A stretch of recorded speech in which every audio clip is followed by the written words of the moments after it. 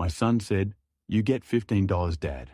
His voice dripping with the satisfaction of a man about to inherit his mother's $160 million fortune. He wanted me front and center at the will reading, just to witness his victory, to see my face when my complete and utter worthlessness was read into legal record. What he didn't know was that my ex-wife, even in death, had one last move to play, and I was the centerpiece of it. If you believe that sometimes the quietest people have the most devastating plans, the sound of the wood planer was my symphony. For the past 5 years, it had been the soundtrack to my life. Each high-pitched whine was a note, each shaving of walnut a verse. Here in my small workshop in Austin, Texas, I wasn't a failed architect. I wasn't a discarded husband. I was just a carpenter. A man who created solid, honest things from broken pieces. My hands, calloused and scarred from years of work, knew the truth of the wood. It never lies. It doesn't deceive. It simply is, with all its knots and imperfections. I respected that. The smell of sawdust and linseed oil was the only cologne I wore. I was working on a rocking chair, feeling the smooth curve of the armrest take shape. Under my guidance, it was a peaceful existence, a quiet one. Then the peace was shattered. My old flip phone, resting on a cluttered workbench, began to vibrate, its buzzing a harsh intrusion. I hit the kill switch on the planner, and the sudden silence was almost deafening, wiping my hands on my dusty jeans. I walked over and looked at the screen. 2 words stared back at me, cold and foreign. Nathan Thorne, 20 years. That's how long it had been. 20 years without a single phone call. That wasn't a demand or an insult. No Christmas cards, no birthday wishes. Just a vast, empty silence, built brick by brick with accusations and contempt. I had assumed that silence would last, until one of us was in the ground. I suppose I was half right. I took a deep breath, the air tasting of sawdust, and flipped the phone open. My voice was rough from disuse. "Hello?" The voice on the other end was sharp, clipped, and belonged to a world a million miles away from my workshop. It was the voice of New York City, traffic, and $1,000 suits, Julian. He never called me Dad, not anymore. I was Julian, a name he spoke as if it were a mild inconvenience, like a piece of lint on his jacket. "Nathan, your mother is gone." There was no sadness in his voice, no grief. He delivered. The line, with the emotional detachment of a news anchor reading a teleprompter last week, a stroke. It was fast. I stood there, motionless, looking out the workshop window at the sun-drenched Texas yard. A strange numbness washed over me. Isabella, gone, the words didn't seem to fit. She had always been a force of nature, a hurricane of ambition and creativity, brilliant, beautiful, and utterly destructive. To think of her as just gone felt wrong. He grew impatient with my silence. "Did you hear me the funeral?" I started to ask, my throat dry. He cut me off. "It's over. You weren't on the list now. Listen, this is why I'm calling. Her lawyer requires your presence, the reading of the will. It's this Friday, 10 a.m. Sharp, the offices of Caldwell and Finch, Manhattan. Don't be late." It wasn't an invitation, it was a summons, a command delivered from on high, from a son who had long ago appointed himself king of a world I no longer belonged to. I finally found my voice keeping it steady. "I have no reason to be there. Nathan, Isabella, and I made everything clear. Years ago in that courtroom, I have nothing that belongs to her, and she has nothing that belongs to me." A sound came through the phone then, a short, ugly bark of a laugh. It was a sound stripped of all humor, a noise of pure, unadulterated scorn. And that sound, more than anything else he could have said, stirred something deep inside me. "Oh, I know you're not getting a dime," he sneered. "Don't be a fool. My mother despised you. But it's a legal formality, a procedural thing. You have to be there in person to officially hear that you are a zero do, a documented, notarized confirmation of your irrelevance to this family." He paused, letting the poison sink in. "Personally, I just want to be there to see your face. I want to watch that quiet, fake dignity of yours crumble when you hear it read out loud. It's the only entertainment you're good for anymore." The humiliation was so raw, so direct, it was almost impressive. This wasn't the anger of a wounded son. This was the calculate. Cruelty of a victor, wanting to rub his opponent's face in the dirt. "Are you finished?" I asked, my voice dangerously quiet almost. He said, his tone dripping with condescending amusement, "Don't worry about the trip back. I'll spot you $15 for the bus ride home. Think of it as a parting gift." And then the line went dead. Click. I stood there, the phone still pressed to my ear, listening to the dial tone. The silence of the workshop rushed back in, but it was different now. It was heavy, suffocating, anger, and old emotion I had buried under years of sawdust and resignation began to smoulder. It wasn't a raging fire, it was a hot coal, buried deep, slowly glowing red. He hadn't invited me to a will reading, he had summoned me to a public execution. My execution he wanted a show. Fine, he would get one. I closed the phone and set it down. With deliberate care, I walked over to the half-finished rocking chair and ran my hand along its smooth, honest curve. Then I turned and walked out of the workshop into the small house attached to it. I went to my closet, past the flannel shirts and worn jeans that were my daily uniform. In the very back, covered in a thin layer of dust, was a garment bag. I hadn't touched it in 2 decades. I pulled it out and unzipped it. Inside hung my only suit, a charcoal grey suit, the same one I had worn on the day my old life ended. I would wear it again for the beginning of his Friday morning. The cab ride from LaGuardia felt like passing through another dimension. The quiet, sun-baked streets of Austin were a distant memory, replaced by the towering canyons of steel and glass that made up Manhattan. I paid the driver the fare, stinging more than I expected, and stepped out onto the sidewalk. The air was colder here, sharper. The building for Caldwell and Finch was exactly what you'd expect. It didn't just occupy the street, it dominated it, a sheer cliff of dark glass and polished granite. I pushed through the revolving glass doors, and the noise of the city was instantly cut off. Replace. By a deep, reverent hush. The lobby was a cathedral built to worship money. The floors were acres of white marble, so polished I could see the distorted reflection of the ceiling, lights high above.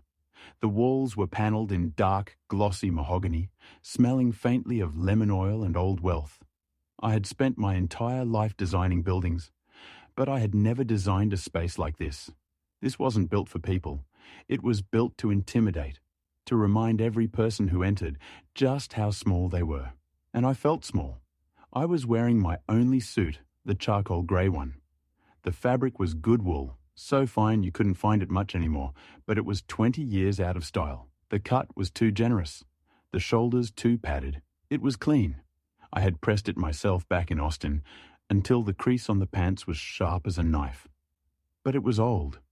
It was the suit I had worn to the divorce hearing, the last time I had seen Isabella face to face, the last time I had seen her look at me with anything other than cold disappointment. Fueled by the lies my son had whispered in her ear, I could still smell the faint trace of mothballs, a scent of preservation and decay, as I walked toward the reception desk. My old leather-soled shoes made a lonely click-clack.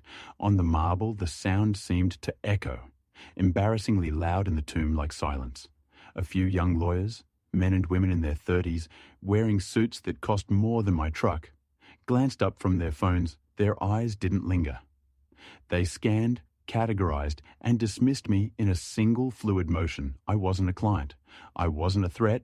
I was just old and anomaly. I felt like a smudge of grease on a pristine white canvas, an ink stain spreading across a legal document.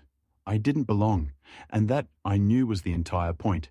This was Nathan's first move, summoning me here to his territory, to this fortress of power, while I was wearing the armor of my greatest defeat. I reached the reception desk, a slab of marble that looked like it had been carved from a mountain. The woman behind it was young, blonde, and wore a headset so sleek it looked like part of her. "Can I help you?" Her voice was bright, but her eyes were bored. "I'm here for a $10 meeting." I said, my voice sounding rough like unsanded wood, the reading of Isabella Thorne's will. My name is Julian Thorne. Her eyes flickered. The name Thorne registered, but the face didn't match. She was expecting, no doubt, someone who looked like Nathan, someone who belonged not me. A flicker of confusion, then disdain passed over her features before the professional mask snapped back into place. "Of course," she said, her smile not reaching her eyes. "Mr. Harrison is expecting you. Please take a seat. They will be with you shortly." She gestured toward a waiting area, a collection of low-slung, black leather sofas arranged around a massive glass table. I sat down on the edge of one. The leather was cold and stiff. I clasped my hands together, my rough, calloused carpenter's hands resting on the fabric of my old suit. I looked at the abstract, expensive art on the walls. It meant nothing to me.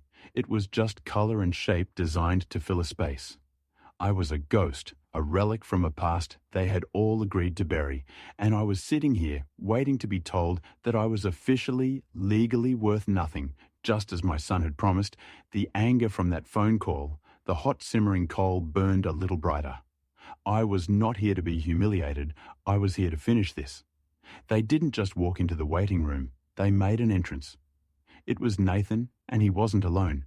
He moved with an unearned confidence, the swagger of a man who has never been told no in his life. He wore a navy blue Tom Ford suit that probably cost more than I made in 6 months. It fit him perfectly, accentuating a physique that was maintained by personal trainers, not hard labor. His hair was slicked back, his watch was a glint of gold and steel at his wrist, and his expression was one of bored entitlement. Trailing him were his accessories. The first was a young womb. Anne, impossibly thin and startlingly beautiful in a severe artificial way. She was squeezed into a tight designer dress and clutched a Hermes purse like it was a life raft. Her name, I would learn, was Sophia. She was engrossed in her phone, her thumb flicking endlessly across the screen. The second was a man in his 40s with a tan that was too perfect for October in New York, and teeth that were too white to be real. He had the fixed predatory smile of a shark. This had to be Kyle, the financial advisor. They weren't a family mourning a loss. They were a pack of predators circling what they believed was their kill. Nathan strode to the reception desk, not even glancing in my direction. "Nathan Thorne," he announced, his voice echoing slightly in the large space. "Harrison is expecting me." The receptionist, who had barely looked at me, was suddenly all smiles and efficiency. "Yes, Mr. Thorne. Right away, Mr. Thorne. Please have a seat." He turned then, intending to claim one of the leather sofas, and his eyes finally landed on me. He stopped, a slow, cruel smile spread across his face. It was the smile of a cat that has just cornered a mouse. He walked over his expensive shoes, silent on the marble. His two companions followed, their curiosity piqued. "My God," he said, his voice loud enough for the entire room to hear you. Actually came. He looked me up and down, his gaze lingering on my old suit, the worn collar of my shirt. "I guess you really do need that $15. Sophia, the young woman, looked up from her phone for the first time. She let out a short, high-pitched giggle, the sound like breaking glass. Kyle's shark-like smile widened. He looked me over, not as a person, but as a piece of outdated furniture, something to be cleared out and thrown away. He didn't even bother to offer a hand, just a dismissive clinical assessment. Nathan gestured vaguely in my direction, addressing his two disciples. "This," he said, and the way he paused was an insult in itself. "Is my father," he said the word father as if it were a dirty secret. An unfortunate biological fact he was forced to acknowledge. It was an apology. He was apologizing to them for my very existence, for my shabby suit, for my worn-out shoes, for my failure to be someone who reflected his own perceived glory. I remembered him at 10 years old. Christmas morning I had spent weeks in my workshop, back when I still had one hand, crafting a detailed model of a battleship. I had been so proud of it. Nathan opened the box, looked at it for a second, and tossed it aside. "It's not a brand name," he'd whine. "I want what my friends have." Isabella, always quick to fix any problem with money, had swooped in with an expensive video game console. She had created this monster, one spoiled whim at a time. This man standing before me wasn't a man at all. He was just a collection of appetites, wrapped in a $10,000 suit. I didn't say anything. I just looked at him. I met his smug, arrogant gaze and held it. I didn't flinch. I didn't defend myself. My silence seemed to unnerve him, more than any angry retort could have. He was expecting a reaction. Begging, pleading anger, anything to confirm his power over me. I gave him nothing. I just sat there, a ghost in a grey suit, watching the show he was so desperate to produce. His smile tightened. He wasn't having as much fun as he'd planned. He turned away from me, speaking to Kyle. So the first thing we do is liquidate the real estate portfolio in. He was cut off by the sound of a heavy oak door opening. A man stood in the doorway, and the entire atmosphere in the room shifted. The temperature seemed to drop 10 degrees. The show was about to begin. My son stood there, basking in the glow of his own arrogance, and my mind drifted back. Christmas morning he was 10. The whole house smelled of pine needles and baking cinnamon. I had spent weeks in my workshop, the old one crafting a model battleship for him by hand. It was a perfect replica of the USS Missouri. I'd carved the tiny cannons, coiled the miniature ropes, hand-painted the flag on the stern. I was so proud of it, I thought he would love it. He opened the box, looked at it for maybe 3 seconds, and then tossed it aside onto the floor. It's not a brand name, he denounced to the room. I want what my friends have. And Isabella, my wife, she hadn't corrected him. She hadn't explained the value of a gift made with love. She had just swooped in with a brightly wrapped box containing the latest, most expensive video game console. She wasn't being kind. She was being easy. She had built this monster piece by piece, buying his affection because earning it was too much work. And even then, I think she knew it. The memory was so clear, it was almost a taste in my mouth, bitter and sad. It was cut short by the sound of a heavy oak door swinging open. A man in his 60s stood in the doorway. He was tall and wore an impeccable grey suit that spoke of quiet authority, not flashy wealth. This was Mr. Harrison. He had the face of a judge, impassive and difficult to read, with eyes that didn't just see you, they assessed you, weighed you, and filed you away. The quiet confidence he radiated instantly silenced the room. Even Nathan seemed to shrink a little. His gaze swept across the room, passing over Nathan and his entourage, as if they were part of the furniture. And then his eyes landed on me. First, he held my gaze for a moment, and I saw a flicker of something in his expression. It wasn't pity, it was something closer to understanding. He walked toward me. "Mr. Thorne," he said, his voice level and respectful. "Thank you for coming." He didn't offer a hand, but the words were a handshake in themselves. They were a simple acknowledgement of my presence, of my right to be there. Then, and only then, did he turn to my son, Mr. Thorne. He said the same name, but the tone was different, colder formal. Stripped of any warmth, the slight was so subtle that a lesser man might have missed it. But Nathan's entire world was built on a fragile scaffolding of status and special treatment. The fact that I, the outcast, had been acknowledged first was a direct challenge to his authority. I saw a flicker of annoyance in his eyes, a tightening of his jaw. He tried to cover it with a wave of dismissive arrogance.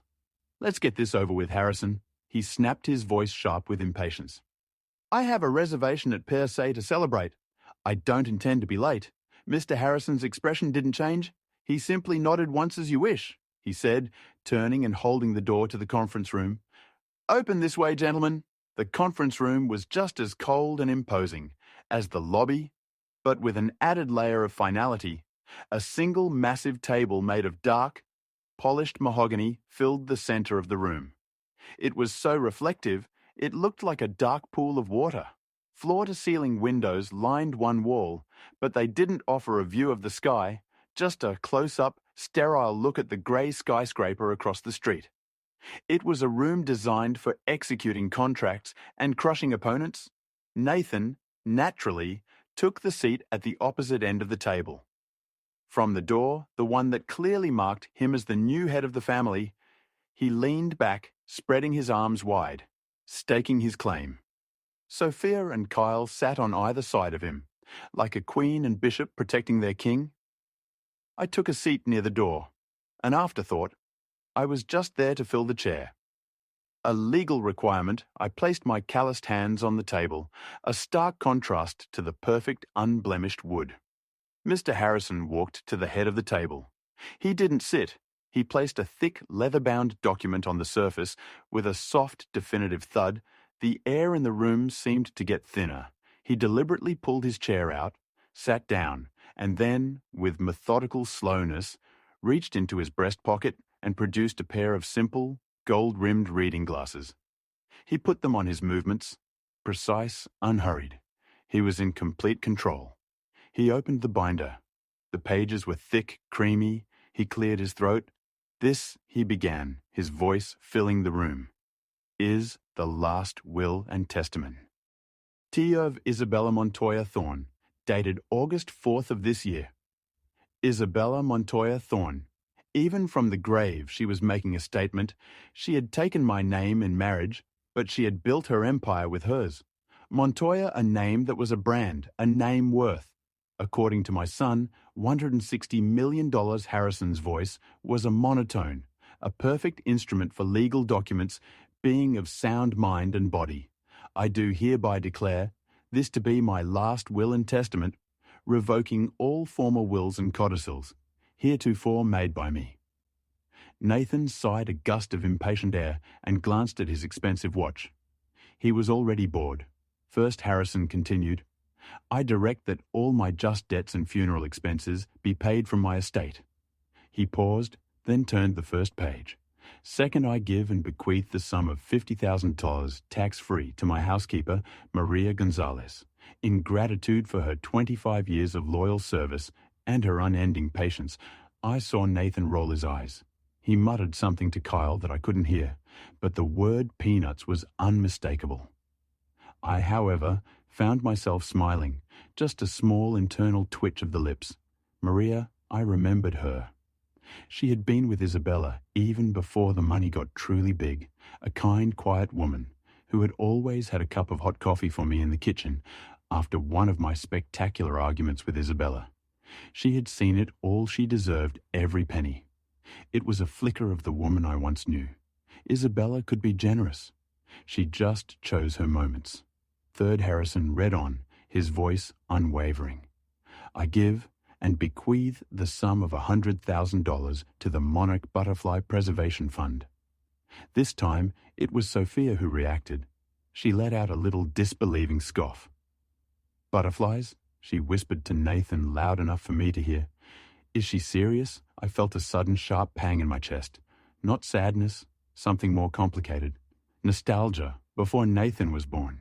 Before Montoya Designs was an empire, Isabella and I had driven an old Jeep down to Mexico. We had slept in cheap motels and hiked for miles into the mountainous. Nays to see the monarch sanctuaries. I remembered her standing in a clearing, the air thick with millions of orange and black wings, her face tilted up to the sky, tears streaming down her cheeks. It's the most beautiful thing I've ever seen, Julian, she had whispered. It's like all the souls in the world flying home. She had remembered, even after all the bitterness, all the lawyers, all the silent years. She had remembered that day. This wasn't just a bequest, it was a message. Fourth, I give and bequeath the sum of $25,000 to my driver, Miguel Rodriguez, for his excellent service, and for never once commenting on the colorful guests my son brought to my home. Nathan sat bolt upright. What the hell does that mean?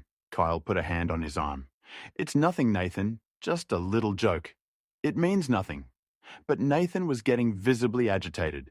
This wasn't going according to his script. He was supposed to be the star, and the opening act was getting too much attention. He began to tap his fingers on the mahogany table. A sharp, impatient tap, tap, tap, that echoed in the quiet room. Harrison ignored him and continued. I give and bequeath my collection of first edition modernist poetry to the New York Public Library. Tap, tap, tap. with the exception of one volume, a 1922 copy of T.S. Eliot's The Wasteland, which I leave to... Nathan slammed his hand flat on the table. The sound was like a gunshot. "Harrison, for God's sake," he boomed. "Can we skip the charity donations and the servants' tips? My time is valuable. I have a reservation. Just get to the main event, the real estate, the portfolio, the money. Just get to the part where it all goes to me." The room fell into a heavy, suffocating silence. Mr. Harrison stopped reading. He did not look startled. He did not look angry. He simply stopped very slowly. He raised his head, his eyes still behind the reading glasses, then with a deliberation that was more threatening than any shout. He took the glasses off. He folded them, he placed them on the table, and he stared at my son. His gaze. Z was flat, cold, and utterly unimpressed. It was the look of a man who had dealt with spoiled children his entire life, and was, in this final moment, done with it, Mr. Thorne. Harrison said, and his voice had dropped, losing its monotone, becoming a precise, sharp instrument. "This is not a negotiation. It is not a business meeting. It is the legal proclamation of a deceased woman's final wishes. I will read every single word in this document, exactly as your mother wrote it, and you will sit there and you will listen. Is that clear?" Nathan's face flushed a dark, ugly red. He had been challenged. He had been dressed down like a child. He opened his mouth, then closed it. He looked at Kyle, who suddenly shook his head. He was trapped. Harrison held his gaze for one beat longer. Then, satisfied, he put his glasses back on. He picked up the document. He deliberately flattened the page, took a small, composed sip of water from a glass beside him, and cleared his throat. He had made my son wait. He had re-established control. "Very well," Harrison said, his voice returning to the neutral monotone. "Let us continue. Fifth, as I was saying, I leave my first edition copy of The Wasteland too." He paused, and I could have sworn I saw the barest hint of a smile at the corner of his mouth. "Ah, no, that's been struck. Let's move on. Sixth, regarding the personal associates of my son." Harrison's gaze lingered on Nathan for a moment longer, a silent assertion of dominance. Then, as if a switch had been flicked, he returned to the document, his voice resuming its steady, neutral cadence. "We now move," he said, "to Article 6, regarding the personal associates of my son, Nathan Thorne." I saw Kyle, the financial advisor, sit up a little straighter. His shark-like smile was back fixed in place. He smoothed the lapel of his expensive suit, adjusting his posture, ready to receive his expected bonus for managing Nathan's anticipated fortune. Sophia beside him finally put her phone down, her eyes bright with greedy anticipation. Harrison continued, "To M. My son's financial advisor, Mr. Kyle Vance." He pronounced the title with a slight, almost imperceptible emphasis, as if placing it in quotation marks. "I give and bequeath the sum of $5,000. Kyle's smile froze. $1,000. The number hung in the air, shockingly small. It was an insult. It was less than the cost of his suit. I saw his knuckles whiten as he gripped the edge of the table. Nathan looked at him annoyed, as if Kyle's disappointment was a personal affront, but Harrison wasn't finished. "I bequeath this sum with the attached legally binding recommendation that he use it to enroll in a course on professional ethics my own financial records show. He has a significant need for a refresher on the topic." The shark-like smile vanished, replaced by a mask of pale, stunned fury. His head snapped toward Nathan, his eyes wide. "What is this?" He hissed, his voice a low vibration of rage. He had just been called a crook in a room full of people. And Harrison continued, not missing a beat, turning his attention to the young woman beside Nathan, to my son's current companion, Sophia. "I leave her the high-quality imitation handbag she attempted to swap for my authentic Birkin bag in my closet last month." If Kyle was stunned, Sophia was incinerated. Her perfectly made-up face turned a dark, blotchy red. Her mouth dropped open. She hadn't just been insulted, She had been exposed as a petty common thief in front of the man she was clearly trying to trap.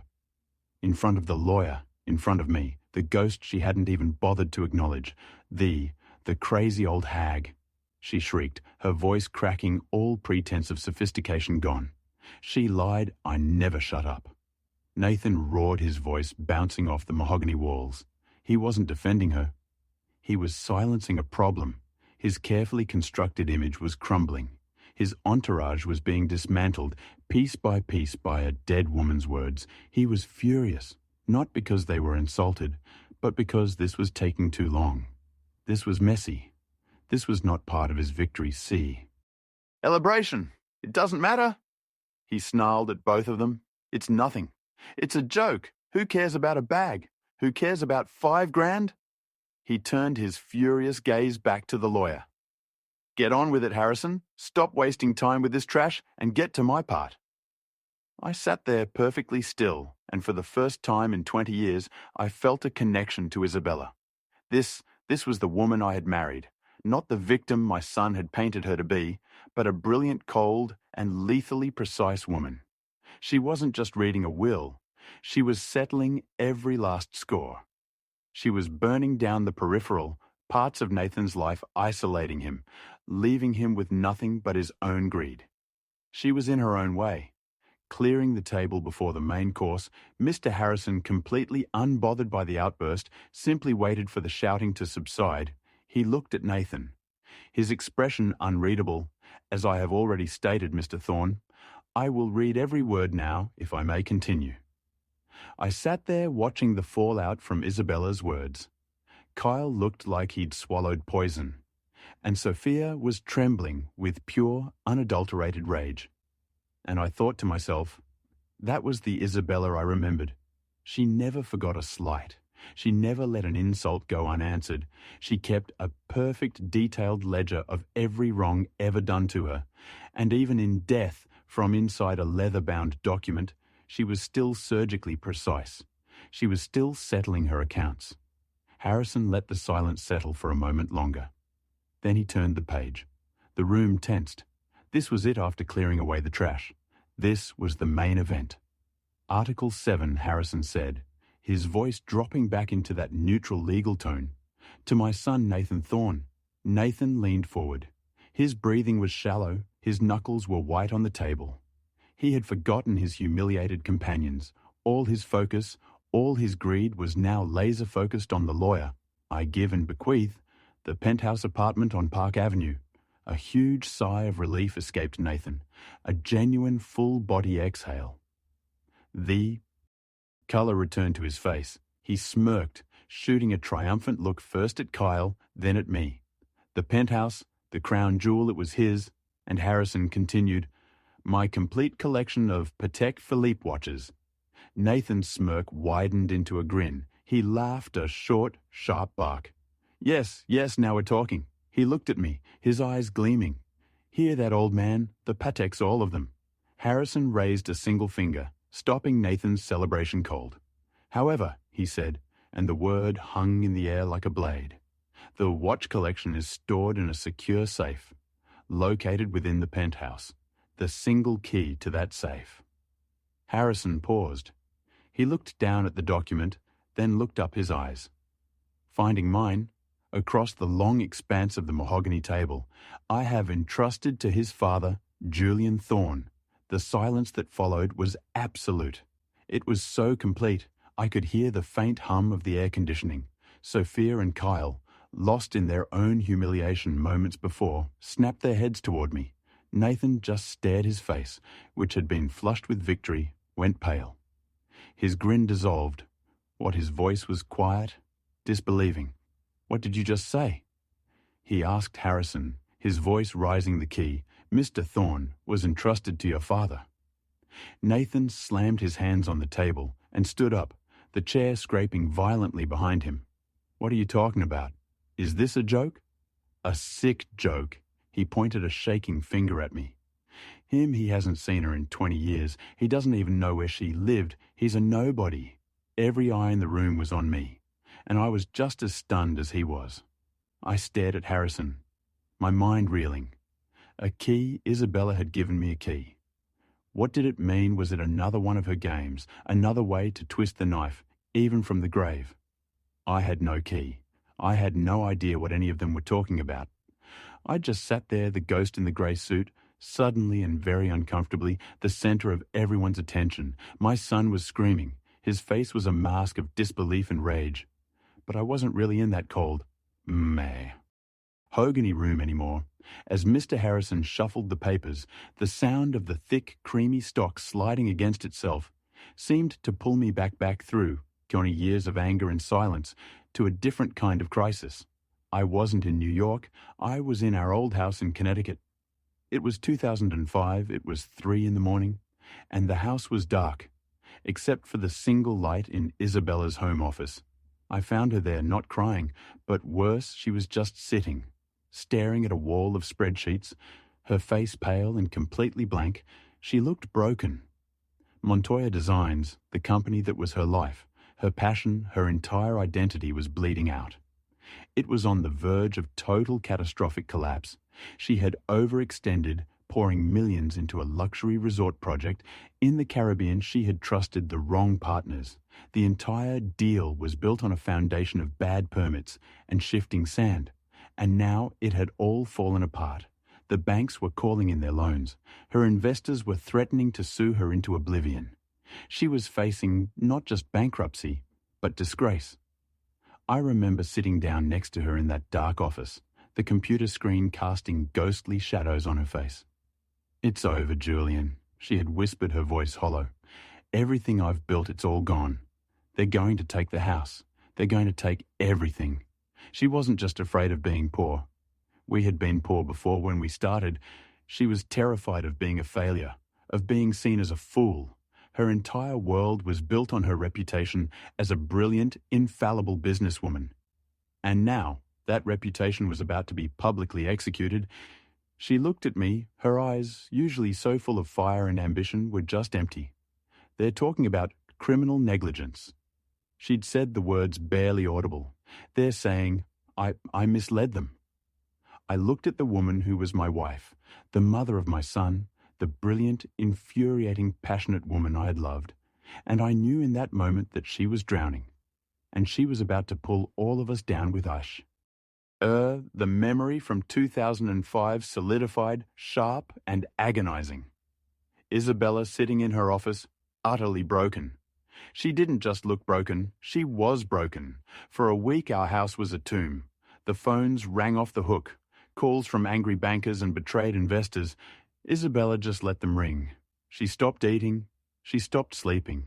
She would just sit in her office, staring at the company's financials on her computer screen, watching the numbers bleed into a sea of red. She was paralyzed. She was drowning. And then about a week into this living nightmare, a hand reached out. It didn't come from a bank. It didn't come from a friend or a trusted colleague. It came from an encrypted email, routed through a server in the United Arab Emirates. It was an offer for a meeting, a private equity group I had never heard of. Based in Dubai, they said. They had been following Montoya Designs for some time. They saw potential. Isabella was too far gone to go, too paranoid to even speak on the phone. She was a ghost. She begged me to go. I was still her husband, her partner in life. Even if I wasn't her partner in business, I was the architect. I understood the construction side of her empire better than anyone. So I met them in a sterile, soulless conference room at a hotel near JFK Airport. There were 3 of them. They were not bankers. They were young, impeccably dressed in dark, identical suits, and they had the dead, cold eyes of men who had seen too much. They were polite, too polite. It was the kind of politeness that feels more threatening than a direct insult. They laid out the terms on the table. It was on the surface a miracle. It was breathtakingly simple. They would inject $100 million into Montoya Designs, effective immediately, enough to stabilize the Caribbean project, enough to pay off the angriest bankers, enough to silence the lawsuits that were threatening criminal charges. It was a total rescue. I sat there stunned. In return, I asked, my voice cautious, "What do you want in return?" The lead negotiator, AAMA. And with a faint British accent, just slid a thin leather-bound folder across the table. "We are investors, Mr. Thorne. We simply want to invest in future projects. We believe in the Montoya brand. We want to help you build." I brought that folder home. It felt heavy, like it was made of lead. Isabella, desperate for any shred of hope, tore it open for the first 10 minutes. She was ecstatic. She was laughing, crying, holding the pages to her chest. "We're saved, Julian. We're saved." But I was reading the fine print. I was an architect. I spent my entire life reading contracts. I spent my life looking at blueprints. And this wasn't a bailout. It was a blueprint for a crime, Isabella. I said, my voice quiet, cutting through her. "Celebration. Look at this. The projected costs." Pointed to the addendum, the appendix, the part they hoped we wouldn't read. It detailed the future projects they wanted to fund.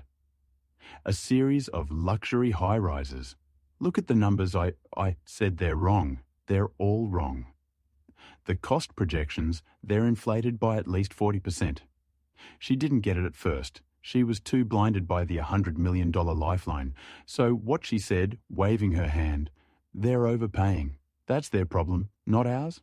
"No," I said. And a cold dread was creeping up my spine. "That's how it works. That's the point. It's not an investment, Isabella. It's a washing machine." The smile on her face flickered. "What are you talking about? They give us $100 million in clean capital now." I explained, my voice flat. "It saves the company. It makes us whole. In return, we build their future projects, but we don't build them for the real cost. We build them for the inflated cost. We build them for $140 million. We pay their shell companies, their suppliers in the Cayman Islands, that extra $40 million. We take their dirty money and we make it clean. We make it look like legitimate construction payments." I tapped the signature page. "They're not investing, Isabella. They're laundering. And they want to use your company, your name as the detergent." The color drained from her face. She finally truly understood. She had spent her entire life, her entire soul, building the Montoya name into a symbol of luxury, quality, and integrity. And these men were going to use it to wash their blood? "Money? No," she whispered. "I won't do it." "Then we declare bankruptcy," I said, stating the simple, brutal fact. "It's over." "No," she screamed. The word ripped out of her throat. She jumped up, pacing the office like a caged animal, her hands twisting in her hair. "No, I can't. You don't understand, Julian." She grabbed the front of my shirt, her nails digging into my chest. "If we go bankrupt, they'll investigate. They'll do a forensic audit. They'll find the Caribbean mess. They'll say I was negligent. They'll say I committed fraud." Her eyes were wild with terror. "It's better than this, Isabella," I pleaded. "This is a criminal enterprise. This is the mob, or worse. I don't care," she shrieked. And then she just collapsed. She didn't faint. She just crumpled onto the expensive Persian rug, her strength gone. She wasn't a CEO anymore. She wasn't an empire builder. She was just a terrified woman trapped. "Julian," she wept, her voice muffled by the carpet. "Please, please, I can't go to jail. I can't go to jail." She looked up at me, her face a ruin of mascara and terror. It was a look I had never seen on her, a look of absolute bottomless desperation. "I can't lose the company," she whispered, her voice cracking. "I can't. It's me. It's everything I am. If I lose Montoya Designs, I'm nothing. I'm just nothing." She grabbed my hand, her own, ice cold. "And Nathan," she choked out. "What about Nathan? He's at Yale. He's on top of the world. Do you want him to be the son of a convict? Of a bankrupt failure? He'll be humiliated. He'll hate me. He'll hate us. Please, Julian, there has to be a way. Please." She was hysterical. She was right. She was trapped. If she refused the deal, she would be ruined and jailed for fraud. If she took the deal, she would be ruined and jailed for money laundering. She had built her own prison. I stood there, watching her fall apart, this brilliant, driven, impossible woman, the woman who had built an empire from nothing, the woman who was also, at times, so blinded by her own ambition, she couldn't see the cliff edge until she was already over it. I looked at the contracts on the desk. I looked at the blueprints for the fake condos. I was an architect. I knew this world. I knew how these deals were structured. I knew how to hide costs. I knew how to create shell corporations for supplies and labor. I knew how to build the legal firewalls, how to compartmentalize a project so the dirt wouldn't spread. I could see a path, a single, terrible, dangerous path, a way to do what they wanted, but to keep her name, her signature, her public face clean. She begged again, "Julian, please, what are we going to do?" I looked at her, the woman I had loved, the mother of my son, and I made the choice, the choice that would define the rest of my life, the choice that would save her company, and in doing so, would destroy me. I reached down and pulled her to her feet. I held her by the shoulders. "Stop," I said. My voice was calm. It was the preternatural calm of a man who has just accepted his fate. "Stop crying. Go to your room. Go to bed." She looked at me, her eyes wide and confused. "What, you are going to have no part in this," I said. My voice firm. "You will not sign these papers. You will not take these meetings. You will not be on these emails. You will focus on designing. You will focus on saving the public face of the company. You will do what you do best."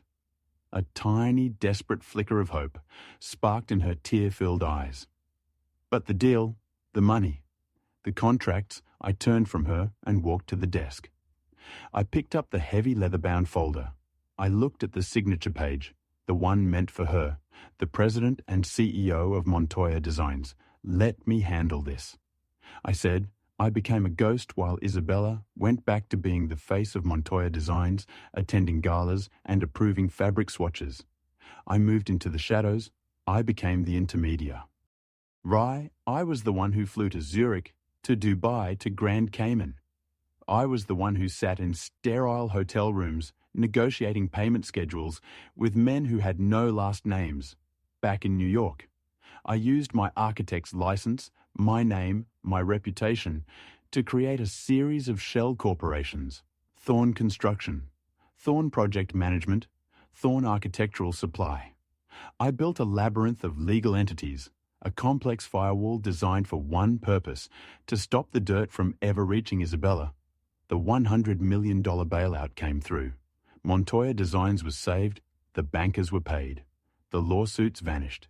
Isabella was celebrated in the financial pages as a genius who had weathered the storm. And then the second part of the deal began. The laundering. I was the one who signed the inflated construction contracts. I was the one who approved the wire transfers to anonymous accounts. I was the one who personally oversaw the creation of fraudulent invoices, certifying that millions of dollars of Italian marble or German steel had been delivered to sites when, in fact, nothing had arrived but a bank receipt. I was good at it, terrifyingly good. My architect's mind, so used to building solid real structures, was just as adept at building hollow, fake ones. For 2 years, I lived a double life. I was a respected architect by day and a high-stakes money launderer by night. I saved her company. I saved her name. I saved her from prison. But you can't move that much dirty money without someone noticing. The FBI didn't come for Isabella. They didn't even know she was involved. They came for me. They had been tracking the Dubai group for years. They saw the money flow into my shell companies.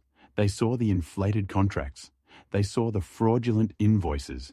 They saw my name, my signature, my architect's seal of approval on documents that were pure fiction. They didn't kick the door in. It was quiet. 2 men in dark suits waiting for me in my office one morning. They laid it all out. They had the wire transfers. They had the serve. Ellen's photos of my meetings at JFK, they had me dead to rights. They offered me a deal. "Tell us who you're working for," the lead agent said. "Give us the organization. Give us the people in Dubai. Give us the real beneficiary of this scheme." I looked at the file on the table. My name was on every page. Isabella's was nowhere I had done my job too well. I had a choice I could give them. Isabella, I could tell them the whole story. How she was terrified, how she had begged me, how I had done it all to save her and our son from ruin. They might have been lenient, they might have understood, or I could take the fall. I thought about Isabella, terrified and broken on the office floor. I thought about Nathan at Yale, with his entire future ahead of him. A future built on his mother's glittering empire, an empire that was now technically funded by criminals. So I made the second choice, the one that sealed my fate. I don't know what you're talking about. I told them I was overextended. I made some bad deals. I got sloppy with the books. There's no organization. It was just me. I cut corners. I was desperate. I gave them a confession, but not the one they wanted.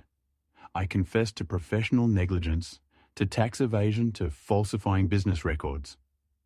I played the part of a foolish, greedy architect who got in over his head to protect Isabella from a money laundering conviction. I had to plead guilty to something, so I did. I didn't go to prison. My lawyers, paid for by Isabella's now stable company, made sure of that. But I lost everything else. I lost my architect's license, revoked permanently. I lost my reputation. My name was dragged through the MUD, Julian Thorne, disgraced architect. I was a pariah, and that's when my son Nathan twisted the knife. He was 22, home from Yale, and he saw his chance. He went to his mother, not in comfort, but in anger. He betrayed you. Nathan had screamed at her. A performance I learned about later. He used your company. He embezzled money behind your back. He's a criminal. He humiliated you. He humiliated me. He presented her with an easy narrative, a simple story in his version. I wasn't the savior, I was the villain. And Isabella, seeing her company saved, seeing her name completely clear, and seeing my name utterly destroyed, she took the easy way out. She chose the story that made her the victim. She chose her son's version of the truth. She filed for divorce. She claimed she was the wronged party, the trusting wife betrayed by her greedy criminal husband. And she let Nathan, our son, believe it.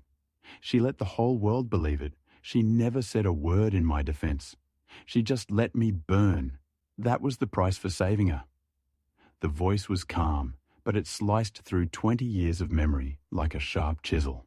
I blinked. The dark, desperate office in Connecticut dissolved, replaced by the cold, polished mahogany of the conference room. My heart was pounding. The past felt more real than the present. I looked up. Mr. Harrison was watching me, his expression neutral, but everyone else was staring at me. Kyle, the financial advisor, had a look of greedy calculation in his eyes. Sophia, the girlfriend, was looking at me as if for the first time, a flicker of curiosity in her otherwise vacant expression. And Nathan, my son, was staring at me with an intensity that was almost frightening. His face was a thundercloud of suspicion and rage. The veins in his neck were standing out. The key he spat, his voice low and dangerous. "Where is it? What did she give you?" He was convinced this was a scheme, a final bitter trick played by his mother, with me as her willing accomplice. He saw conspiracy in every shadow I looked, from his furious face to Mr. Harrison's calm one, searching for an answer. But there was none. My mind was a complete blank. The last 2 decades had been a quiet life of wood, shavings, and solitude. A key to a safe full of watches. It was absurd. It was a detail from a life that was no longer mine. It felt like a line from someone else's script. I looked back at my son, his entire 160 $1 billion inheritance in his mind was now being held up by me, the ghost he had summoned here for his own amusement. I shook my head, not in defiance, but in genuine bewilderment. "I don't know what you're talking about," I said, and it was the absolute truth. My "I don't know" hung in the air, a simple, unadorned fact. Nathan stared at me, his face a canvas of pure disbelief, which quickly curdled into contemptuous rage. He was processing this new variable, this impossible complication. He was a bull that had been momentarily stunned by a cattle prod. But it only lasted a second. He let out a harsh, guttural laugh. It was a forced sound, a performance meant to signal that he was still in control, that this was all just a minor, absurd annoyance. "It doesn't matter," he snapped, waving his hand dismissively as if swatting away a fly. "A key? You think I care about a key? You think I'm going to go on some treasure hunt with him?" He laughed again louder. This time, I'll have a locksmith drill open that safe before lunch. It's irrelevant. A meaningless, sentimental game by a dying woman. He sat back down, but he wasn't relaxed. He was coiled like a spring wound too tight. He pointed a trembling, manicured finger at Mr. Harrison. Enough of these games. He punctuated each word. Enough of the servants, enough of the butterflies, and enough of the keys. Get to the point. Harrison, the main event. The assets, the 160 million, read the part where it all comes to me. Read it now. Mr. Harrison regarded my son. Over the top of his reading glasses, he showed no fear. He showed no annoyance. He simply let Nathan's command hang in the air, letting its own arrogance suffocate it in the heavy silence. Then with that same infuriating, methodical calm, he adjusted his glasses, took a small, deliberate sip of water from a crystal glass, and turned the page. The sound of the thick, creamy paper turning was like a crack of thunder. In the tense room, it was the sound of a judge turning to the final page of a verdict. He was savoring He was following Isabella's script to the absolute letter, of course, Mr. Harrison said, his voice returning to that flat, neutral tone. We will now proceed to Article 8, the disposition of the primary estate, the residue of all property, real and personal. Wherever situated, this was it. The air in the room was so thick, I felt I could barely breathe. Nathan was leaning so far forward, he was almost out of his chair, his whole body a single taut muscle of greed. Even Kyle and Sophia, despite their public humiliation, were watching with rapt, desperate attention. This was the moment that would make their own small humiliations worthwhile. Harrison read from the page regarding all remaining liquid assets, stocks, bonds, properties, and controlling interest in Montoya Designs LLC. He stopped. He deliberately paused, looking down at the page as if rereading a complex, unexpected clause he was drawing out the moment. He was a master showman, come on. Nathan whispered his voice. A low hiss, come on. Harrison cleared his throat. I decree the following first to my ex-husband, Julian Thorne. My head snapped up. Me, what was this? A sound like a strangled gasp came from Nathan. He inhaled so sharply it sounded like he'd been punched in the stomach. His face, which had been pale with anticipation, went rigid.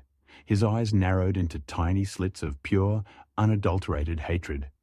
And they were fixed laser-like on me. He wasn't breathing.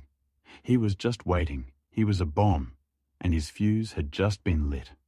I could see the muscles in his jaw, clenching and unclenching, grinding his expensive teeth. What in God's name was she doing? Was this her final cruelty, to give me some small insulting sum? A few $1,000, just to rub his nose in it one last time, before giving him the rest? Harrison continued his voice, perfectly betraying, not a flicker of the drama he was unleashing. To my ex-husband, Julian Thorne, I give, and bequeath the sum of $15. The words just hung there. It wasn't an insult. It was a public execution. It was a joke. A petty, cruel, and profoundly childish joke. But Harrison wasn't finished. He read the final part of the clause, the part that twisted the knife and locked it in place. $15 US currency to be paid in cash. This is to cover the cost of the bus ride back to wherever it is he came from. A trip my son, Nathan, will surely be kind enough to suggest for him. It started as a snort, a choked, disbelieving sound. Then the dam of his self-control didn't just break. It evaporated. A laugh, a huge, roaring, braying laugh erupted from Nathan's chest. It was not a sound of humor. It was a sound of sheer, unadulterated triumph. It was a sound of such profound, malignant joy that it made the air in the cold room feel sick. He shot up from his chair, his body trembling with the force of his laughter. He pointed at me, his finger shaking, his face turning a dark, blotchy crimson. He was crying actual tears of malicious joy streaming down his cheeks. $15, he roared. The words bounced off the walls. $15, he doubled over, slapping his hand on the priceless mahogany table. Oh my God, 15th Kyle, who had been sitting in a stunned, humiliated silence, now seemed to catch the new current. He saw his path back into his patron's good graces. A slow, sickly smile spread across his face. Incredible Nathan, just incredible Sophia, catching on, let out a high-pitched, sycophantic shriek of laughter. $50 for a bus. Oh, Nathan, she was hilarious, wasn't she? Nathan howled, straightening up, wiping a tear from his eye. He was a performer, and he finally had his audience back. He looked at his two companions, his chest puffed with victory. She always had a wicked sense of humor. Always, he had won in his mind. The game was over. The insults to his friends were just appetizers. The confusion with the key was a meaningless tangent. This was the punchline. This was the moment he had been waiting for. He had been publicly, legally, and financially declared the victor. And I had been publicly, legally, and financially declared nothing less than nothing. A $15 joke high. His laughter finally subsided, simmering down into a low, smug chuckle. He adjusted the cuffs of his Tom Ford suit, a gesture of absolute restored control. He was the king again. He turned his gaze on me, and all traces of humor vanished, replaced by a cold, reptilian satisfaction. A dark, evil smile played on his lips. "Well," he said, his voice dripping with false pity. "That's that, I suppose." He walked around the table, a predator circling its kill, and he stopped just a few feet away from me. He looked me up and down, his eyes filled with a disgust so profound. It was almost tangible. "It's over, old man. You heard her. $15? He reached into his pocket, the one on his $10,000 suit, and pulled out a slim alligator skin wallet. He made a show of opening it, his movements slow and deliberate. "You know what he said?" His voice a low, confidential sneer. "Mrs. a little insulting here." He pulled out a $20 bill and threw it on the table in front of me. The bill skidded across the polished wood and came to rest right in front of my hands. "There, 20. Don't say I never gave you anything." And he stared at me, daring me to react, daring me to yell, to cry, to reach for the money. I did none of those things. I just sat there. I looked at the $20 bill. I looked at his smug, victorious face. And I waited. I didn't feel humiliated. I didn't feel angry. I didn't even feel sad. I just felt a deep, profound sense of anticipation. Because I knew Isabella and I was watching Mr. Harrison, and Mr. Harrison was not moving. He was sitting at the head of the table, his face a perfect neutral mask, his hands resting on the document. He was letting the performance play out. This wasn't the end. This was the intermission. My stillness, my absolute lack of reaction, infuriated Nathan more than any outburst could have. His smile faltered. "What's the matter, old man?" He sneered. Speechless. "Cat, got your tongue." He scoffed. "Whatever it's done, it's all mine. Finally, you can get the hell out of here now. Go back to your sawdust. Shit, or whatever hole you crawled out of. And don't forget your bus money." He turned his back on me, a final act of dismissal. He walked back to his chair, clapping Kyle on the shoulder. "Right, per se, we have a lot of champagne to drink." He grabbed his suit jacket, ready to leave, ready to start his new life. Nathan had his jacket halfway on. He was beaming, clapping Kyle on the back so hard it was almost a punch, right? He said, his voice loud and booming. "Percy, I'm going to buy the entire champagne list, Harrison," he called over his shoulder, not even looking at the lawyer. "Just have your girl send the papers to my office for me to sign. I'm done here." He turned to leave, a king departing his own coronation, Mr. Thorne. The voice cut through the air like a sheet of ice. It wasn't loud, but it had a core of absolute steel. It stopped everyone. It stopped Nathan in his tracks, his jacket half on one foot, already turned toward the door. He turned back his triumphant, laughing face, slowly hardening. What, Mr. Harrison was still seated? He hadn't moved an inch. He was looking at Nathan, and his expression was no longer neutral. It was cold. "Please sit down." The smile on Nathan's face didn't just fade. It was wiped clean as if by a solvent. The blood drained from his face, leaving the blotchy red patches from his laughter looking like burns. "What did you say?" he whispered, his voice suddenly hoarse. I said, Harrison repeated, his voice dangerously quiet. Sit down. I have not finished reading. Finished. Nathan's voice cracked.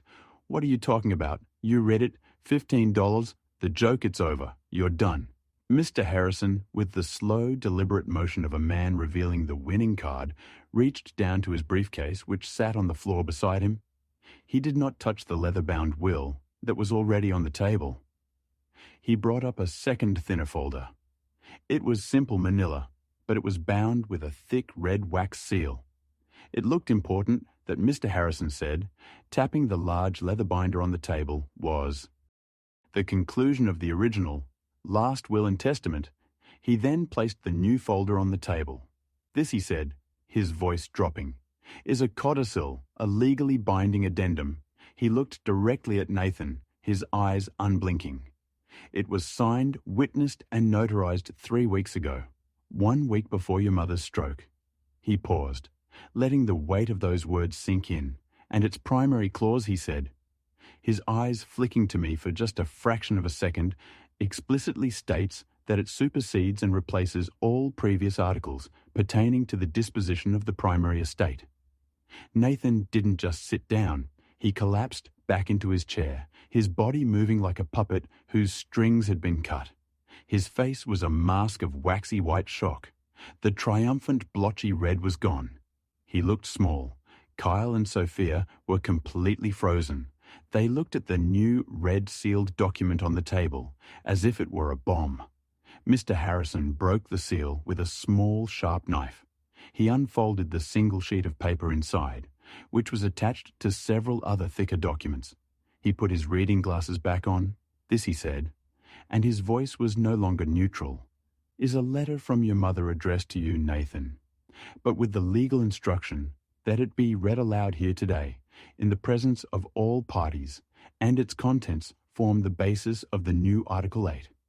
He began to read, and it was no longer his voice. The words were pure, uncut. Isabella to my son Nathan. Harrison paused, then continued. I am writing this because I am finally done with being a coward. For 20 years I have let you believe a lie. A lie that I created, a lie that I nurtured, a lie that I allowed to destroy a good man. Your father. What Nathan whispered, it was a dry, rasping sound. The story you grew up with. Harrison read the story of your criminal, scheming father, who betrayed me and embezzled from the company, is a complete fabrication, the opposite of the truth. No, Nathan's voice was a sudden, strangled shriek. He lunged halfway across the table. His ear... Yes, Wild, she was sick. She was senile. That's not her. This is a fake. He pointed at me. He got to her. He manipulated her. This is a scam. He turned to his lawyer. Kyle, his eyes pleading. Kyle, tell him this is inadmissible. She wasn't competent. We'll contest this. We'll tear this apart. Mr. Harrison, looking profoundly bored, held up a hand to stop the tirade. He slowly lifted one of the other documents that had been in the sealed folder. On that subject, Harrison said, his voice cutting through Nathan's panic. Attached to this codicil is a full 40-page psychiatric and cognitive evaluation of your mother, conducted by a panel of 3 independent, board-certified neurologists and psychiatrists. It was performed at her request. Men 2 hours before this document was signed, I will summarize their findings for you. He looked directly at Nathan, his eyes like ice, in their expert, unanimous, and legally binding opinion. Your mother was, and I quote, entirely lucid, in full command of her faculties, and possessed of a mental acuity that was, in fact, superior to 99% of individuals in her age group. He dropped the report onto the table with a heavy thud. She was not Mr. Thorne insane. She was, as she states here, finally done now. If I may continue, Nathan sank back, his mouth open, making small gulping sounds. He was out of moves. He was out of air. Harrison returned to Isabella's letter. His voice once again became the vessel for her confession. The truth. Nathan, is this? 20 years ago, Montoya Designs was on the brink of total, catastrophic failure. I had made a series of terrible, reckless decisions. I had overextended. I had trusted the wrong people. I was facing not just bankruptcy, but criminal charges for fraud and negligence. I was going to lose everything. The house, the company, my name. I was going to prison. I closed my eyes. I was back there in that dark office, her on the floor weeping, begging. I felt the old cold weight of that night settle on me. We were given one way out. Harrison read on a deal with a GR. Group of unsavory investors, a deal that would save the company, but would require us to launder their money. Through its operations, I was trapped. If I said no, I went to prison for fraud. If I said yes, I would eventually go to prison for money laundering. I was a coward. I collapsed. I was ready to let the entire world burn, and then your father stepped in. I heard a small, choked sound from my left. It was Nathan. He was shaking his head, his hands over his ears, as if he could block the words. Your father, the man you have spent 20 years calling a criminal, made a choice to protect me, to protect you. He took the deal. He put his own name, his own career, his own license on the line. He created the shell companies. He took the darkroom meetings. He handled the wire transfers. He did the dirty work so that my name, the Montoya name, could remain clean. Harrison's voice was relentless. He funneled all the risk to himself. He built a legal firewall around me, around the company, and he stood in the fire. And when the FBI finally came, they came for him because that is exactly what he had planned. He confessed, Nathan. He confessed to crimes he didn't commit: negligence, fraud to cover up the real crime, the money laundering that I was responsible for. He lost his license. He lost his reputation. He lost his entire career. He did it to save me, to save the company that you now so arrogantly claim as your own. And what did I do? Harrison read his voice dropping. What did I do as my reward for this sacrifice? I listened to you. I listened to your poison. You told me he was a criminal. You told me he had humiliated us. And I, in my shame and in my cowardice, I agreed. I let that be the story. I divorced him. I abandoned him. I let you, our son, treat him like trash because I was terrified that if you ever knew the truth, you would look at me with the same contempt you had for him. I was a coward, Nathan, and I let you become this greedy, arrogant, empty shell of a man who mocks the very person who sacrificed everything to you. You could have this life, the $160 million fortune you were so eager to claim. It exists for one reason and one reason only. It exists because your father, Julian Thorne, saved it. The silence in the room was absolute. It was a vacuum, heavy and suffocating. Harrison's voice reading Isabella's final words was the only thing that existed. He was no longer just a lawyer. He was the vessel for a confession that was rewriting 20 years of history. In real time, Nathan was completely still. He wasn't shaking his head anymore. He wasn't covering his ears. He was just staring at the polished, empty surface of the table. His face a mask of waxy corpse-like white. He looked like a man who had been told the world was ending, and he was the only one who hadn't known. Harrison continued, his voice steady, relentless. Your father, he read, is not a criminal. He is not a failure. He is a hero. The kind of man who makes a sacrifice so deep, so complete, that people like you and me can't even comprehend it. He burned his own life to the ground to keep us warm. And I let you treat him like garbage. I encouraged you to treat him like garbage. I used your contempt for him as a shield to hide my own shame. Every time you mocked him, every time you called him a washed-up old man, it was one more stone on the wall I built to protect myself from the truth that I was the weak one, that I was the failure, that I was the one who had betrayed this family. My hands were shaking. I clasped them together on the table, my knuckles white. I could feel the hot sting of tears behind my eyes, a feeling I hadn't experienced in decades. It wasn't sadness, it was validation.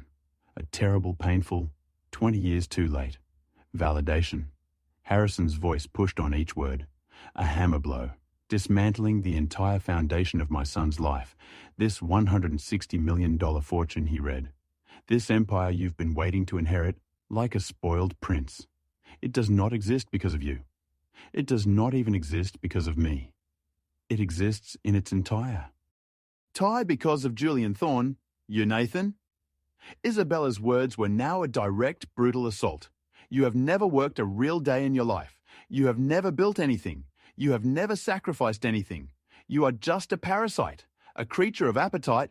You have done nothing but spend money that you didn't earn, all while sitting in judgment of the one man who actually earned it for you. You are a consumer living off the scraps of his honor. The words landed. I saw them land. Nathan made a sound. It was a small, broken animal noise, a sound from deep in his chest. No, he whispered to the table. No, she didn't. She's loved me. No, he wasn't defiant anymore. He wasn't angry. He was just hollow. The entire narrative of his life, his brilliant, infallible mother, his criminal, worthless father, his own status as the rightful heir had been utterly, completely, and irrevocably incinerated. In the space of 5 minutes, he slowly, mechanically slumped down in his chair. He didn't just sit back. He crumpled. His $10,000 suit, his armor of arrogance, suddenly looked 2 sizes too big for him. He looked like a child, a lost, broken, and terrified child. No, he whispered again, his voice cracking. It's a lie. She wouldn't. Harrison looked up from the page, his eyes cold. She did, Mr. Thorne, and she had it all notarized. He turned the page, and now the conclusion. The room was no longer just a conference room. It was a courtroom. It was a confessional. It was a tomb. And now it was a stage for the final act. Nathan was a hollow shell slumped in his expensive suit. He was staring at the table, but I knew he wasn't seeing the polished wood. He was seeing the entire 20-year-long lie of his life. Now exposed in the harsh fluorescent light, Kyle and Sophia were frozen, their own petty ambitions rendered completely irrelevant. They were just collateral damage in a war they never even knew was being fought. Mr. Harrison's voice, which had carried the weight of Isabella's confession, now shifted. It became harder, more All, this was the judgment. This was the final legal and binding word. He turned the last page of the codicil. Your mother's letter, he said, looking directly at Nathan, serves as the legal and moral preamble to this, the final binding article of her last will and testament. It supersedes all that came before it. This is Article 8, the final disposition. He cleared his throat. He began to read. Therefore, he read Isabella's final words, having stated the unvarnished truth, and in an effort to correct insofar as money is able, a betrayal that can never be undone. He paused. His eyes scanned the room, making sure he had the absolute, undivided attention of every soul present. He did. The silence was so complete, I could hear the tiny mechanical whir of the clock on the wall. I hereby decree as my final wish and binding testament, he continued, his voice steady. All of my property, real and personal, wherever situated, all of my stocks, bonds, and liquid assets, my art collection, my private holdings, and most importantly, my entire unencumbered 100% controlling interest in Montoya Designs LLC and all its subsidiaries and estate, with a current estimated value of $160 million. He read the list of assets like a judge reading a death sentence. It wasn't a prize. It was a weight, an empire, an impossible burden. Nathan didn't move. He didn't breathe. He was a statue of a man. His skin the color of ash. All of this Harrison read, I give, devise, and bequeath. He stopped. And he looked up. He didn't look at Nathan. He didn't look at Kyle or Sophia. His eyes, clear and steady behind his glasses, moved across the long, polished table, and they found me. He held my gaze. In that 1 second of silence, my entire life seemed to hang in the balance. My workshop, my sawdust, my quiet, solitary peace. I wasn't thinking about money. I wasn't thinking about victory. I was thinking, what has she done? What final, terrible, complicated game was this? I was still reeling from the confession, from the validation that had been stolen from me. For 2 decades, the money, the empire was a complication I couldn't even process. It was a different language. Mr. Harrison looked back down at the page. I give, devise, and bequeath to my ex-husband, Julian Thorne, the words didn't land. They just hung in the air. Julian Thorne me, the man in the 20-year-old suit, the man who had been summoned here for a public execution. I heard a sound, a small, wet, gasping sound. It was Nathan, but I couldn't look at him. I couldn't move. It felt as if the roof of the building had been removed and the entire crushing weight of the New York City sky was pressing down on my shoulders. $160 million Montoya designs. It wasn't a gift. It was a life sentence. It was a chain. It was her way of pulling me back from my quiet obscurity, back into the world of glass and steel and contracts and lies that I had run from. I could feel my heart pounding, a slow, heavy drum beat in my chest. Thump, thump, thump, Mr. Harrison, bless him. Didn't let the moment hang. He didn't let anyone react. He knew that the next words were the most important. He knew the money was just a tool. The reason was the payload. He continued reading, his voice firm, projecting into the stunned, dead silence of the room. I leave this, he read, not as a gift, but as a payment, as a long overdue and wholly inadequate compensation for the career I allowed to be destroyed, for the honor I allowed to be stolen, and for the family I, in my cowardice, allowed to be broken. And that was when it hit me. It wasn't about the money. It was never about the money. It was about the reason. It was her final written, legally binding confession. It was her apology. It was her from beyond the grave, handing me back my name, handing me back my honor. She wasn't just giving me her company. She was telling the world that it should have been mine. All along, that I was the one who had saved it. I looked down at my hands, my rough, calloused carpenter's hands. They were resting on the polished, perfect wood, the hands of a man who built thin. Geez, and I was now the owner of an empire I had never wanted. A small sound. A whimper came from across the table. It was Nathan. He wasn't a monster anymore. He wasn't a king. He was just a boy, a 42-year-old boy whose entire life had just been revealed as a lie. A lie his mother had told him, and a lie his father had paid for. Kyle and Sophia were already ghosts. Their faces were blank, their minds unable to process this reality. They had hitched their wagons to a falling star, and now they were just irrelevant. I looked at Mr. Harrison. He was watching me. He was waiting. $160 million, the company, the penthouse, the watches, Isabella, my brilliant, impossible, destructive wife. Even in death, she had to have the last word. She had to control the entire narrative. She had exonerated me. She had made me whole. But in doing so, she had chained me to her legacy forever. She had given me everything, and in a way, she had taken everything all over again. My simple life was over. My son. Nathan was a ruin. He was a building that had been imploded. He sat there, his mouth half open, his eyes blank and unfocused, still trying to process the fact that the entire $160 million universe he thought he was inheriting had just vanished. Vanished and been handed to me, the man he despised more than anyone on earth. He was breathing in short, shallow gasps like a drowning man. Kyle and Sophia were completely adrift. Their golden goose hadn't just stopped laying eggs, it had exploded. I could see the panic in Kyle's eyes, the gears in his rat-like brain spinning, trying to find a new angle, a new con, and coming up with nothing. Sophia was just white. Her mask of makeup looked like a porcelain shell, and it was cracking. Harrison, the executor of this devastating will, was not finished. He still held the codicil. There was one last piece of business, and finally Harrison said, his voice as unforgiving as a judge's gavel, "We come to the final bequest." He looked at my son, and for my son, Nathan Thorne, at the sound of his name, a tiny, pathetic flicker of something sparked in Nathan's dead eyes. It wasn't hope, it was more primal than that. It was the desperate animal instinct not to be left with absolutely nothing. He slowly, painfully raised his head, his eyes red-rimmed and hollow, fixed on Harrison. He was waiting for what $1 million, a trust fund, an allowance, some small scrap from the table he thought had been set for him. Mr. Harrison looked at him. There was no pity in his gaze. There was no emotion at all. It was just the final cold execution of his duty for my son Nathan.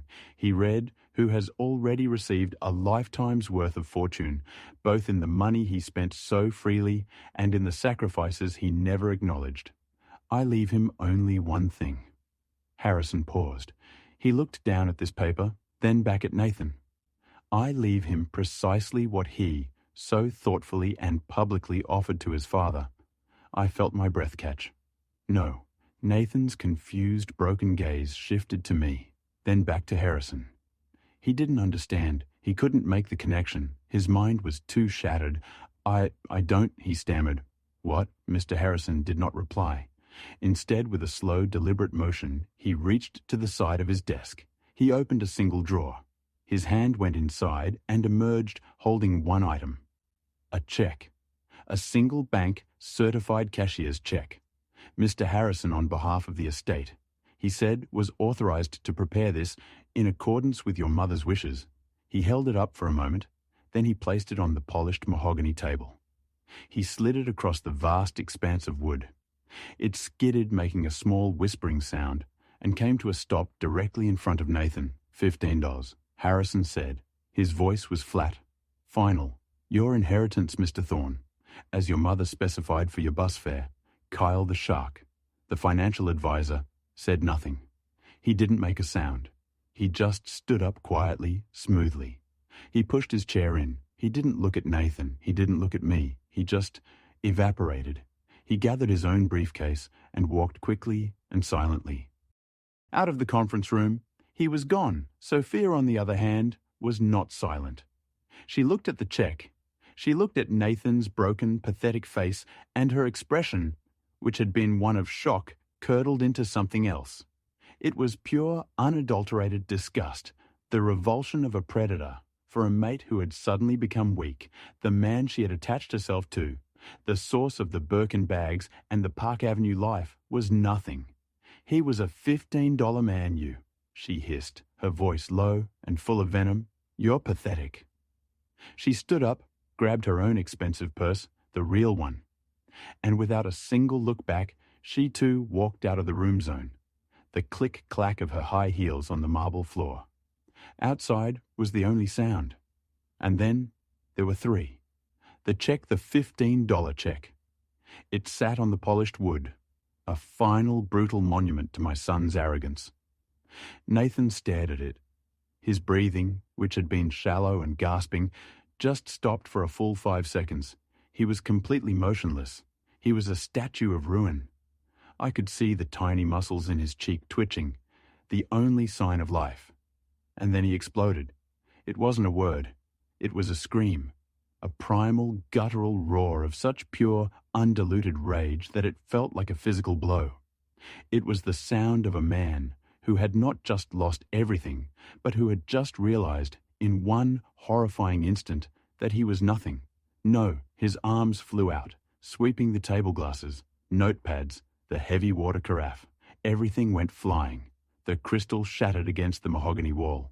I'll sue you, he shrieked, his voice cracking. Spittle flying from his lips.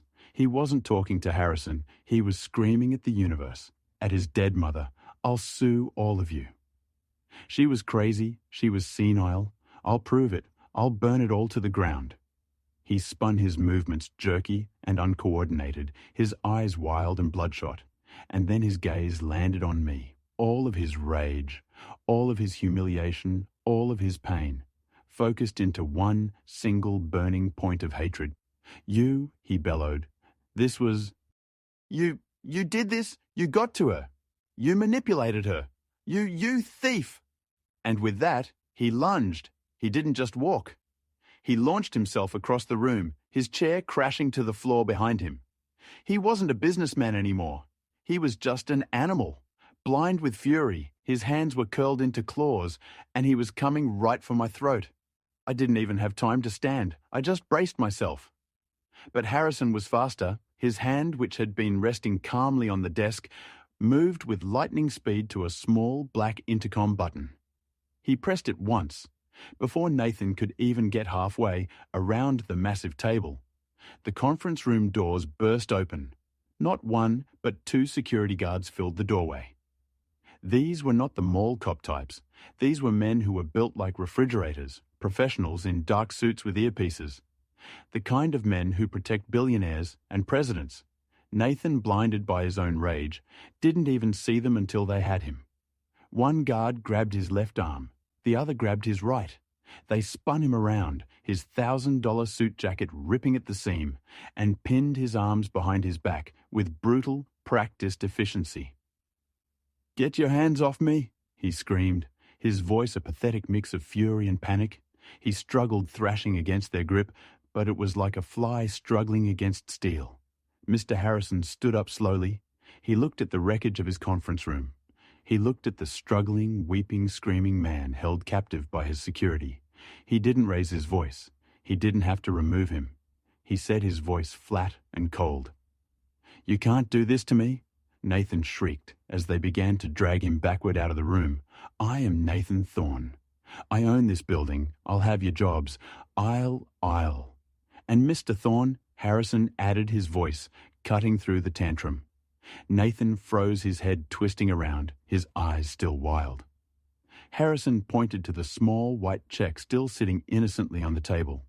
"Don't forget your inheritance." That broke him, the last shred of his sanity snapped. He began to curse. He cursed Harrison, he cursed his mother. But most of all, he cursed me. "I'll kill you. Old man, do you hear me? I'll kill you." He was still screaming, still fighting, as they dragged him out into the hallway and toward the elevators. His expensive shoes scuffing pathetically on the marble floor. The heavy oak doors swung shut and he was gone. The heavy oak doors clicked shut. The silence that rushed in to fill the vacuum of Nathan's rage was profound. It was a thick, heavy quiet, broken only by the sound of my own breathing and the distant muffled wail of a siren in the city far below, the adrenaline that had been holding me upright, the shock of the last hour. All of it drained away at once. I felt tired in a way that went bone deep. 20 years of exhaustion seemed to land on me. All at once, I slumped in my chair, the old wool of my suit suddenly feeling heavy as armor. There were only two of us left. Me, the man who now owned everything, and Mr. Harrison, the man who had delivered the verdict. I looked at the chaos, the overturned chair, the shattered glass, the $20 bill that Nathan had thrown at me, still sitting on the table, next to the $15 check. I looked at Harrison. He was calmly straightening the documents, his face once again a neutral mask, as if a Category 5 hurricane hadn't just torn through his office. Only one question remained, the one loose thread. "The key," I said, my voice hoarse. "The watches. Why did she do that? Why involve me in that? It was cruel." Mr. Harrison stopped shuffling his papers. He looked up at me, and for the first time that day, a genuine human smile touched the corners of his mouth. It was a small, sad, knowing smile. "Mr. Thorne," he said, his voice softening, "that was your wife's final test for her son, a test he failed spectacularly. She wanted to see if he would even for a moment be willing to humble himself and ask you for something, to see if there was any part of him left that could be redeemed." He shook his head, "And it was a message for you." He reached into his breast pocket, the one he had taken his glasses from. He pulled out something small. It wasn't the thick leather binder or the sealed codicil. It was a key, a single, old-fashioned, small brass key, a house key. He slid it across the table. It made a small, metallic tink as it stopped near my hand, that he said, "Is the key she left for you." It was never about the watches. That part was just theatre, a way to set the stage. I stared at the small, simple object. "Then what is this for?" "It's the key to the penthouse," Harrison said. "But the safe inside, the one she mentioned, it doesn't contain any watches. Nathan will have it drilled open, and he will find nothing but empty velvet boxes." Another final joke, I suppose. "So what's in it?" I asked, my voice barely a whisper.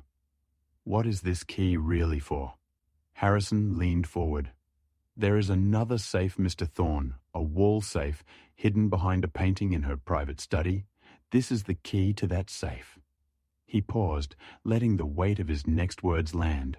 In it, he said, is the original evidence, everything, the complete unredacted 2005 file, all the original wire transfers, all the shell company documents you signed, and most importantly, all the emails and letters she sent you, begging you to do it.